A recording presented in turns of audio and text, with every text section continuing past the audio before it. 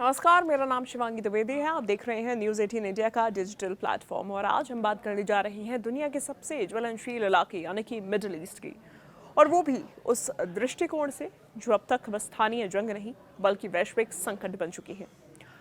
रूस के राष्ट्रपति व्लादिमीर पुतिन ने हाल ही में एक बेहद गंभीर बात कही कि ईरान और इसराइल के बीच जारी संघर्ष के परिणाम कोविड-19 महामारी जितने भयानक हो सकते हैं। अब हम आपको इसी चेतावनी को समझाएंगे कि क्या ये सिर्फ भाषा का ड्रामा है यानी कि लिंग्विस्टिक ड्रामा, या फिर असल में दुनिया एक नई आर्थिक और सामाजिक संकट की ओर जा रही है, जैसा कि 2020 में कोविड ने दिखाया था। तो चलिए शुरुआत करते हैं और सबसे पहले ये समझना ज़रूरी है कि पुतिन ने ठीक ठाक कहा क्या है। देखिए, मॉस्को में रूसी उद्योगपतियों और व्यापार नेताओं को संबोधित करते हुए पुतिन ने कहा कि पश्चिम एशिया यानी मिडिल ईस्ट में जारी ईरान इजराइल विवाद के परिणामों की सटीक भविष्यवाणी करना अभी लगभग असंभव है। तो उन्होंने आगाह किया कि इस युद्ध के दृश्य और अदृश्य दोनों ही असर इतने गंभीर हो सकते हैं कि उनकी तुलना सिर्फ कोविड-19 जैसी वैश्विक महामारी से ही की जा सकती है। अब इसका मतलब ये नहीं है कि बम और मिसाइल भी वायरस की तरह फैलेंगी, बल्कि ये कि इस संघर्ष के आर्थिक, लॉजिस्टिक और सामाजिक नतीजे उसी स्तर पर हो सकते हैं जिसे हमने 2020 के दौर में अनुभव किया था। एक बात और ज़रूरी है, पुतिन ने स्पष्ट किया कि जो देश सीधे इस लड़ाई में शामिल हैं, उन्हें भी नहीं पता कि आगे क्या होगा। ऐसे में बाकी दुनिया के लिए इस खतरे का अंदाज़ा लगाना और भी मुश्किल है। तो वहीं कोविड-19 वाली तुलना आखिर की क्यों गई है, ये भी आप समझिए। अब आते हैं उसी सवाल पर जो आपके दिमाग में ज़रूर आया होगा कि क्या ये तुलना किसी स्पेसिफिक पॉइंट की वजह से की गई है, ये तुलना क्यों की गई है। कोविड-19 महामारी हमें इसलिए याद रही क्योंकि ये जो है ये एक ग्लोबल ब्लैकआउट लेकर आई थी। लॉकडाउन, फैक्ट्रीज बंद, हवाई जहाज़ ज़मीन पर खड़े हुए, पूरी दुनिया की अर्थव्यवस्था अचानक ही रुक गई। पुतिन का मतलब ये है कि अगर ईरान युद्ध और भी बड़े पैमाने पर फैलता है तो नतीजा भी उसी तरह अचानक और बड़े पैमाने पर हो सकता है। न केवल जानों की हानि बल्कि पूरी दुनिया की आपूर्ति श्रृंखला, लॉजिस्टिक्स और ऊर्जा बाजार को हिला देने वाला हो सकता है।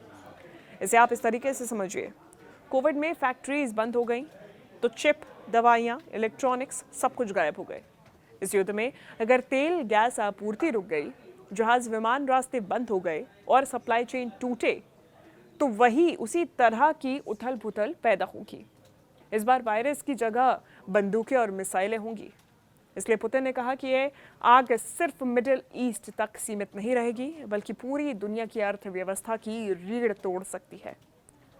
लेकिन युद्ध से अर्थव्यवस्था पर असर कैसे पड़ेगा, ये आपकी जेब से भी जुड़ा सवाल है। युद्ध और आर्थिक संकट, इसे समझते हैं।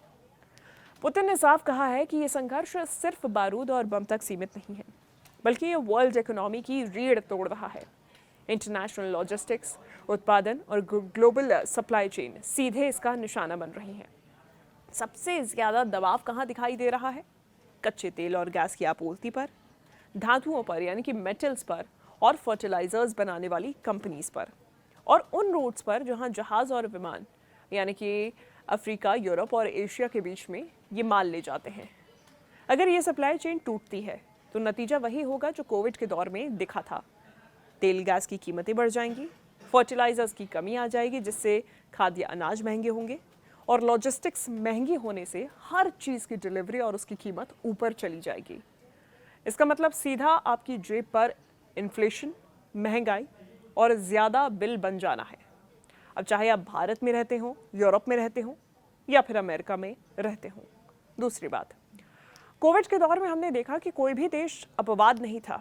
हर महाद्वीप और हर क्षेत्र पर अचानक ही असर पड़ा था, और ऐसे में इस महायुद्ध के दौरान यही होने वाला है, ऐसा लग रहा है।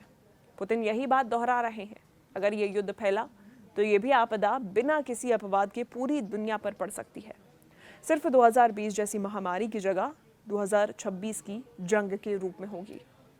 अब भारत और आम आदमी पर इसका असर क्या हो सकता है, क्योंकि ये आप जैसे दर्शकों को सबसे ज़्यादा चिंता सताई हुई है कि ये दूर दूर की जंग मेरे घर दैनिक खर्च पर क्या असर डालेगी। देखिए, ईरान और इसराइल के बीच चल रहा संघर्ष सिर्फ एक क्षेत्रीय युद्ध नहीं रह गया, अभी एक वैश्विक आर्थिक संकट का रूप ले रहा है और इसके बिना भारत बच नहीं सकता। कैसे?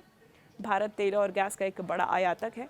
अगर मिडिल ईस्ट में तनाव बढ़ा और तेल की आपूर्ति पर इसका प्रभाव देखा गया तो सीधे तौर पे भारत इससे प्रभावित होगा। इस पूरे मसले पे आपका क्या विचार है, आपका क्या सोचना है? आप कमेंट करके ज़रूर बताइएगा। धन्यवाद।